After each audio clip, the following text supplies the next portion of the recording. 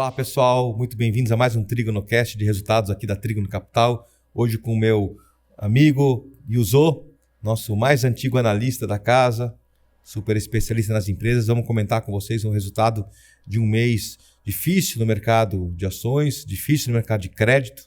Um mês em que houve essa queda de braço do Banco Central, né, da política monetária, com o governo criticando a taxa de juros e em nenhum momento reconhecendo que parte do caminho, né, de queda da taxa de juros depende do governo, né, ao emplacar uma política fiscal responsável, dar visibilidade ao mercado e infelizmente o governo não foi nessa direção, foi na direção de colocar a culpa no Banco Central, que está fazendo simplesmente o seu papel de Banco Central independente, mantendo as taxas de juros nos patamares que deixam a economia em equilíbrio, dado todo o cenário que a gente está vendo. E o Zô, quiser comentar um pouco mais sobre o cenário que você viu em fevereiro?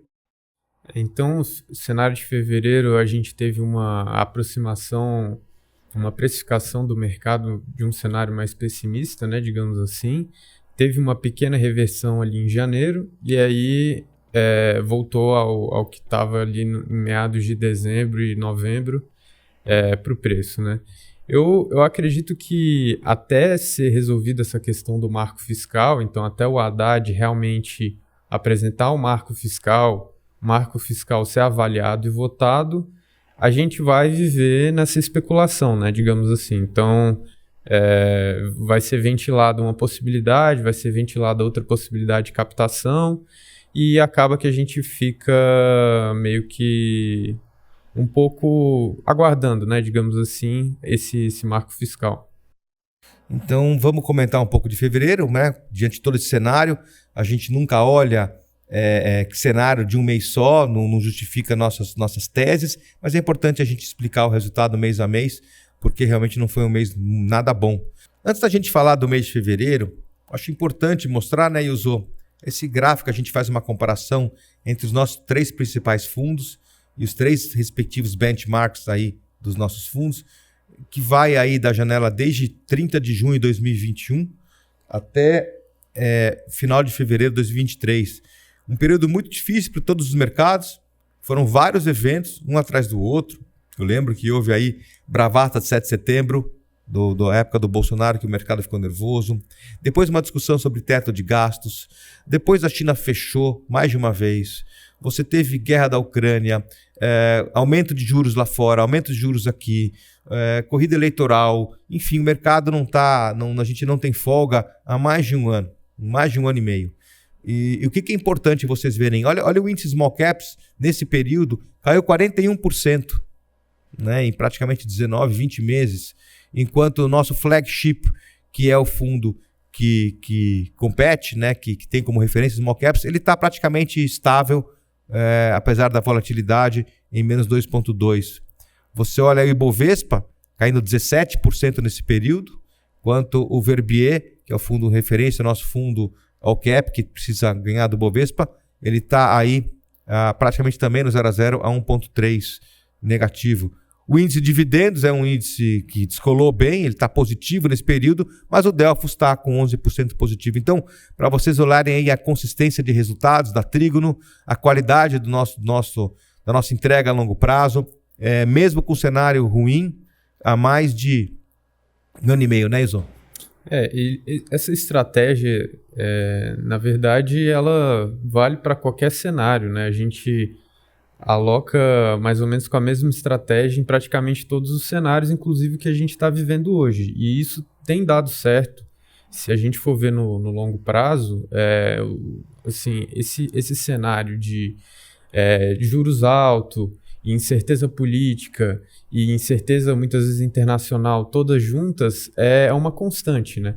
A gente nunca tem um céu azul, digamos assim. E essa estratégia de alocação em empresas ou exportadoras ou que tem como clientes empresas exportadoras tem um benefício, né, no longo prazo, que é passar por esse tipo de cenário de uma maneira mais tranquila, né? Principalmente cuidar também com empresas alavancadas.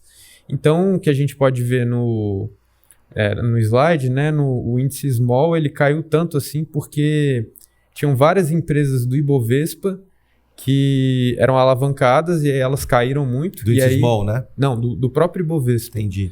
Que caíram muito e foram rebaixadas para o small, de tanto que caíram. E aí elas entraram no small com peso grande, porque elas eram empresas grandes do Ibovespa, foram rebaixadas para o small, e aí aconteceu várias coisas, né? Então a gente pode citar vários exemplos, mas acho que o mais curioso é a Americanas, né? Que era uma empresa que estava no Ibovespa, não sei o que, desceu para o small, era uma das maiores lá, top 3 ou top 5 ações do small, e aí quebrou, né? Então, a gente tem vários outros exemplos parecidos, não tão dramáticos, né? E foi assim, o resultado a gente pode ver aí claramente no gráfico. Quanto o Ibovespa, ele foi meio que tirando essas empresas, né? Várias empresas de varejo, educação, até aéreas saíram ou diminuíram muito o peso do Ibovespa e aí ele começou a ser um pouco mais resiliente, né, nas quedas. E aí as nossas carteiras, a gente assim, sempre implementou essa estratégia de não ter empresas muito alavancadas, ter empresas que têm uma demanda saudável, que não depende 100% ali ou extremamente dependente da demanda doméstica, e a gente equilibra bem a carteira dessa forma. É importante, o que você sempre fala, investir em boas empresas que vão apresentando resultados cada vez melhores, empresas pouco cíclicas, né? E o que a gente vê aqui são os nossos fundos praticamente de lado, os lucros das empresas mais do que dobraram nesse período e os fundos de lado, que fazem com que os fundos continuem, né, fiquem cada vez mais baratos. Em algum momento, quando o mercado tiver fundamento e começar a enxergar o resultado, estamos vendo aí em 2023 excepcional para as empresas, essa precificação vem. Então a gente precisa ter um pouco de calmaria, um pouco de visibilidade, senão o mercado presta atenção em outras coisas e não precifica os fundamentos. Exatamente. Vamos então falar aqui das principais variações do mês. A gente está vendo aqui na Trígono, WLM, as top 3 da Trígono, né? WLM subindo 17, Banco da Amazônia subindo 14, São Martinho subindo 9, aí você tem a empresa de alumínio caindo 18, EMAI caindo 20, positivo 22. Quer comentar um pouco, Ilson? Sobre vou comentar primeiro o top 3 e depois o bottom 3. Sobre a WLM, a gente vê que o negócio de venda de caminhões está realmente muito bom, principalmente ali no quarto tri, que foi o último período ali do Euro 5, né? Agora lançou o Euro 6, que é um tipo ali, né? Uma regulamentação do tipo de motor ali do caminhão. E aí vendeu muito caminhão, né? No quarto tri. O agronegócio, que eles têm uma participação, está indo muito bem também. Sobre o Banco da Amazônia, a gente vê que é um banco que é extremamente desvalorizado, assim, pouca gente conhece, não tem muita liquidez. E eu acho que o que ajudou muito o Banco da Amazônia ultimamente foi a subscrição. Ele teve uma subscrição que o governo, né, uma empresa estatal, o governo ele subscreveu totalmente, mas sobraram, né, direitos de subscrição no mercado dos minoritários. E aí aumentou muito a liquidez, porque o banco praticamente dobrou o capital, né?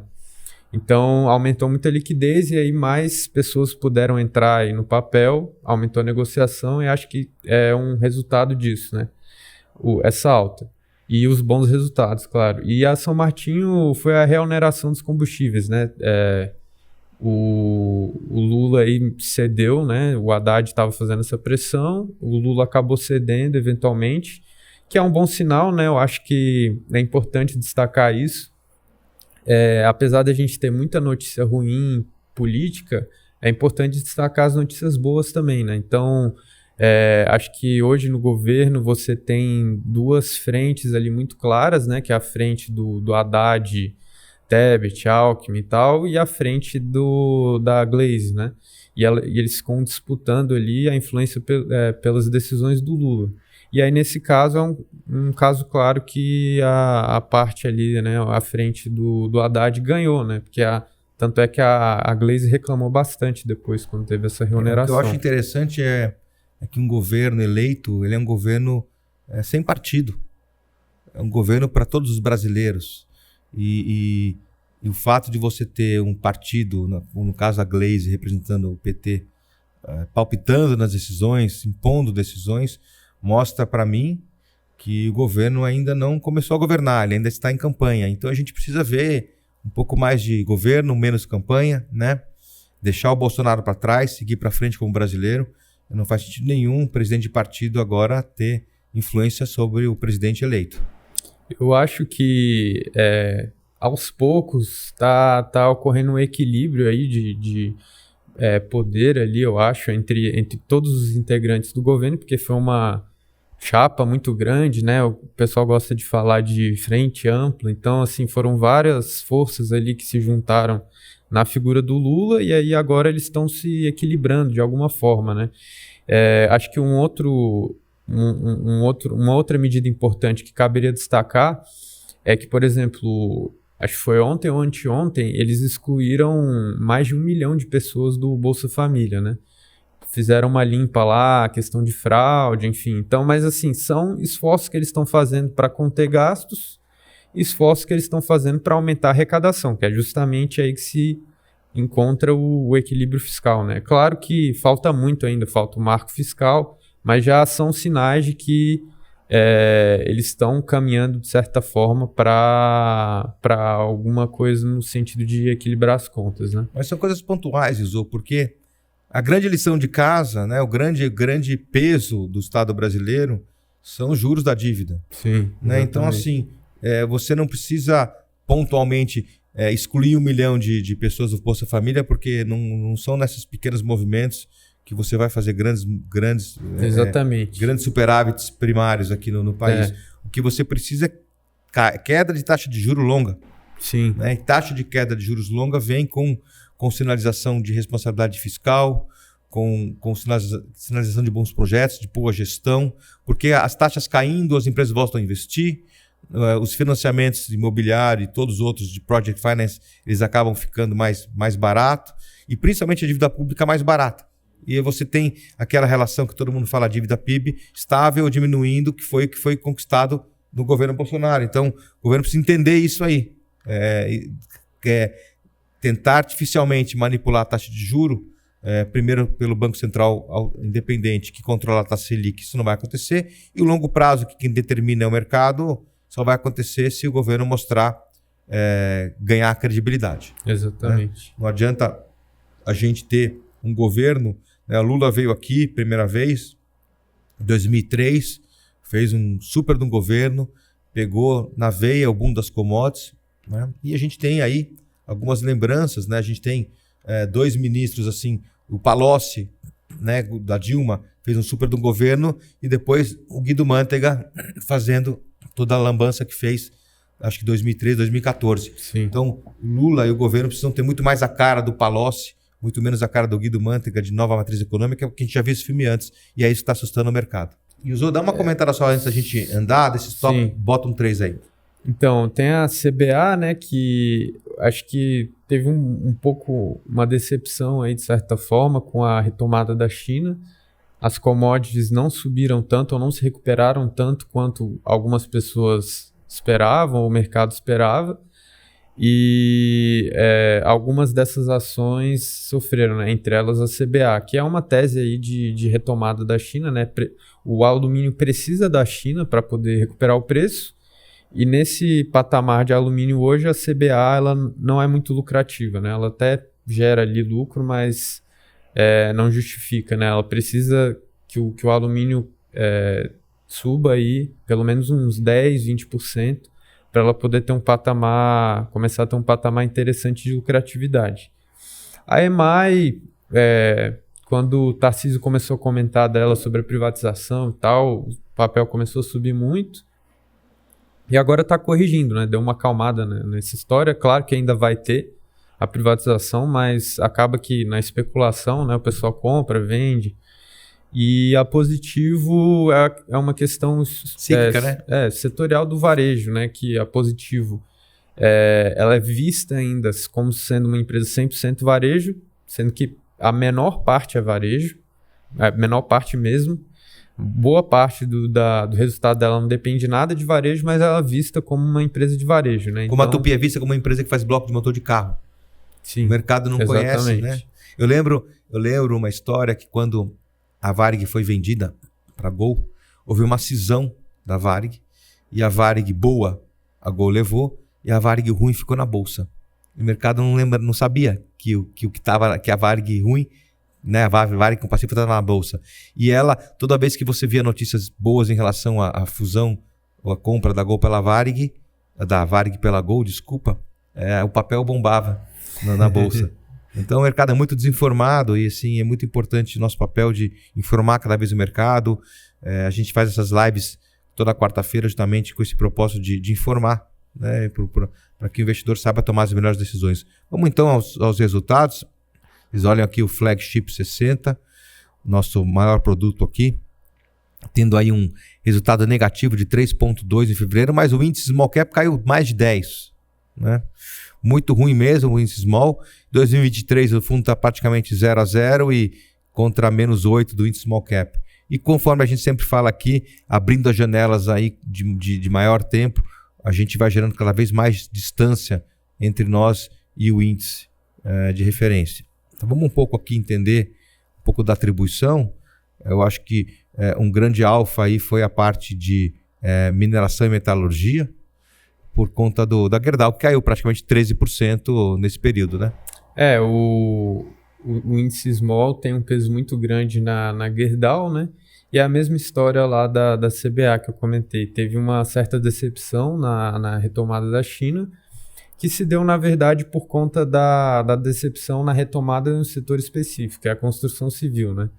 Então, a construção civil chinesa não tem retomado num ritmo que seja animador, né, para as empresas de commodities, principalmente relacionadas a aço e alumínio. E essas ações que tinham subido bastante, né, no começo do ano, elas tiveram uma correção aí em fevereiro. Segundo ponto aqui, alimentos e bebidas, também uma geração de alfa, porque a gente não tinha e não tem Brazil Foods, faz parte do índice Small Caps. Essa é outra empresa gigante, né, que foi perdendo valor. Sim, é impressionante como que essa empresa queima caixa. É um negócio realmente assim, absurdo. Teve um trimestre que eles queimaram o follow-on inteiro só no trimestre. Eu ainda acredito que possa ter um jeito essa empresa, mas é muito arriscado assim, e o mercado assim, tem uma volatilidade absurda essa ação, né? E realmente empresas alavancadas e de setores cíclicos, né? É muito difícil, porque se você alavanca na hora errada do ciclo, você pode acabar quebrando, né? E a BR Foods, assim, ela não está numa situação nem um pouco favorável, né? Não, a BR Foods, né, ela é uma empresa que ela é fruto da fusão da Sadia com a Perdigão. Na verdade, a Perdigão comprou a Sadia, que em 2008 praticamente quebrou, por conta de operações de derivativos que não tinham nada a ver com o business da empresa. E aí houve aí essa fusão capitaneada aí pelo governo para criar também uma campeã nacional. Então ela surfou toda aquela onda lá do Ike Batista, e a empresa teve seus anos de glória, né? Teve o próprio Abílio Diniz participou do conselho, enfim, mas infelizmente a empresa de uns 3, 4 anos para cá deu uma boa desandada, até então não se recuperou, né? Então, sim. É uma empresa renomada, um business que faz muito sentido, e a gente torce aqui para que o negócio entre no eixo. Mas é cíclico, né? Mas é alimentos, então assim, não é tão cíclico, né? Talvez o cara deixe de comer frango para comer outra coisa, mas muita exportação para a China, mas enfim. O papel caiu 23% no mês passado. O Delphos Income é um fundo que perdeu 4% no mês de fevereiro contra quase 8% do índice de dividendos. Ele está levemente positivo no ano, contra menos 2% do índice de dividendos. E, de novo, abrindo as janelas, ele vai cada vez mais se distanciando do índice de dividendos. Que, aliás, é um índice muito difícil de bater, né? Eu acho que o Trigno Delphos é um dos únicos fundos do mercado que bate os fundos do mercado de dividendos, né? De fundos de dividendos que batem o índice DIV, né? Vamos lá. Primeiro ponto aqui, agronegócio. A gente teve um papel principal do fundo que é a Kepler caindo 15,5%, e a gente atribui isso ao mercado não gostou do resultado, às vezes não gosta, às vezes não entende. Sim. O papel tem menos liquidez, claramente, e aí o papel sofre um pouco mais, né? Quando eu vi o resultado e a gente discutiu no comitê, toda a equipe de gestão, o resultado foi em linha com as nossas projeções. Não teve nada de bom, assim, nada que surpreendeu positivamente nem negativamente. Mas dito isso, a gente é sempre otimista com a empresa, né? Então, a gente projeta e a gente projeta vários anos para frente, né? E se a nossa projeção for correta, é porque a empresa vale muito mais de acordo com o nosso valuation. Por isso que a gente está comprado. Então, assim, o fato de ter ido em linha com a nossa projeção é uma coisa boa, né, para a empresa. E para o papel deveria ser, né? E aí venderam muito a Kepler, assim, logo no primeiro dia depois do lançamento do resultado. E continuaram vendendo, assim, a ação caiu bastante mesmo.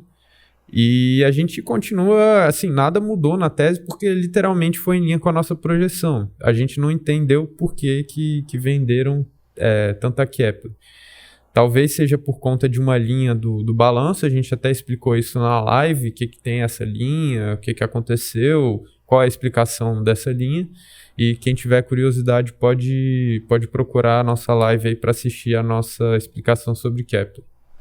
Segundo ponto, concessão de energia, a gente não tinha Eletrobras na carteira e isso faz parte do índice de dividendos e por não ter, a gente tira uma grande diferença, né? A Eletrobras teve muita crítica do governo dizendo que não devia ter privatizado, tentaram reverter, o que é difícil, é muito difícil reverter, né? Quase impossível. Acho que não teria por que gastar força política com isso. Agora, a questão é que está chovendo muito, né? E aí, chovendo muito, o preço da energia cai, o Nordeste já não consome tanta energia, e aí o resto do país, né, principalmente o Sudeste, que é o maior consumidor, ele está desacelerando o consumo de energia também, então acaba que a Eletrobras, a projeção, né, que não tem um resultado operacional tão legal por conta desse excesso de energia, né? Vamos lá, o Trígono Verb, nosso fundo contra o Ibovespa, perdeu 2,3 no mês, contra menos 7,5 do Bovespa. No ano está levemente positivo também, contra menos 4,4 do Bovespa. E, de novo, janelas maiores, ele vai se distanciando muito do índice Bovespa. Primeiro ponto aqui é a parte de industrial. A gente tem no fundo, e o Verbier não tem, desculpa, o Verbier tem uma posição em Schultz, não está no índice Bovespa, esse papel caiu 5,5%, 5,25%. Isso prejudicou um pouco a rentabilidade em relação ao Bovespa. Sim. No caso da Schultz, eu diria que realmente não tem... Eu não tentei nem explicar, porque realmente não tem explicação. Teve um vendedor grande que foi vendendo a ação e caiu. Assim, basicamente isso. Bom que não tem muito para explicar. O mercado, às vezes, grande parte das vezes, não é muito racional. A parte de serviços financeiros, você teve a B3 caindo 18%, né? Isso não tem no índice. No caso da B3, primeiro que, apesar de agora não ser uma empresa exatamente com múltiplos altos, né? Ela é uma empresa que historicamente sempre negociou ali com múltiplos altos nos últimos anos, né? E aí, mesmo hoje, com esse patamar de juros, ainda tem um resquício ali, né? Ela ainda negocia bem acima da média do mercado. E uma alta de juros afeta mais, né, a precificação dela. Então, teve esse fator. E tem outro fator também, que a alta de juros também afeta o mercado dela, né? Então, além de afetar a precificação da ação, também afeta o operacional dela, porque o aumento de juros causa queda da bolsa, a queda da bolsa causa menos volume piora o resultado dela, né? Então, tudo explica aí a queda da B3. Vamos falar do nosso previdenciário, Catu 100. Lembrando, hoje a Trígono tem 10 fundos, a gente não fala de todos, fala de alguns, então trouxemos aí o Trígono, nosso Trígono 100% ações previdenciário super longo prazo. O fundo caiu 4,5% no mês, contra menos 7,5% do Bovespa, levemente negativo no ano, mas de janelas maiores, aí 24 meses, o fundo está com 40 positivo, quando está com menos 4,5% do Bovespa, então muita diferença mesmo. O que deu de diferença aqui, de novo, a positivo que a gente já comentou, que tem no fundo, caiu muito, 22% aí, e pega isso na veia do fundo. Parte de saúde, tem a Redditor caindo quase 20%. Quiser explicar um pouco essa queda. E Redditor foi benéfico para o fundo, porque o fundo não tem posição em Redditor, faz parte do índice Bovespa, e a gente então tira essa diferença.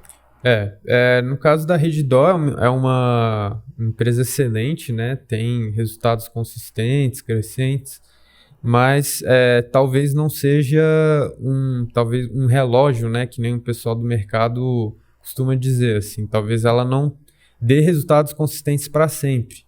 Algumas empresas do setor de saúde já começaram a apresentar grande fraqueza, né? Como a Hapvida. Tem muita gente já questionando se esse setor é tão secular assim, digamos, né? Se vai continuar crescendo para sempre aí, talvez não. E a Redditor é uma ação que tem múltiplos muito altos, né? Então, qualquer dúvida aí sobre o crescimento da empresa já afeta bastante o valuation. Fora a questão também dos juros, né? Sim. Vamos terminar. Queria agradecer aí a audiência, agradecer ao Yuzo, lembrar vocês aí de todas as informações, tem muita informação sobre a empresa, sobre os fundos, sobre as nossas posições em vários conteúdos e canais aí da internet. Então, é uma empresa que tem muita transparência, é uma gestora que gosta de educar, gosta de explicar. E lembrando vocês também, para que sigam a gente nas redes sociais, todas as quartas-feiras às 7 horas da noite tem uma live que está virando hábito aí, já está no 3º ano, eu acho que... Né, terceiro ano, isso começou mais ou menos no início de 2000 e começou antes da pandemia, ou durante a pandemia, talvez no começo. A primeira live acho que foi fevereiro ou março de 2020, então completando aí 3 anos de lives religiosamente toda quarta-feira. E agora a gente vai também ter uma vez por mês uma live para falar só de crédito. Temos aí o Trígono Pulsar, nosso fundo de crédito, completou 8 meses de existência. O mercado está difícil, a gente não teve aí impacto nem de Americanas nem de Light, mas a gente precisa também esperar o mercado dar uma acalmada. Vários fundos aí estão vendendo suas posições para pagar resgate, isso afeta o mercado de crédito como um todo. Então, mais uma vez, obrigado, Yuzo, e até o próximo TrígonoCast do mês de março. Espero aí com boas notícias para vocês. Obrigado.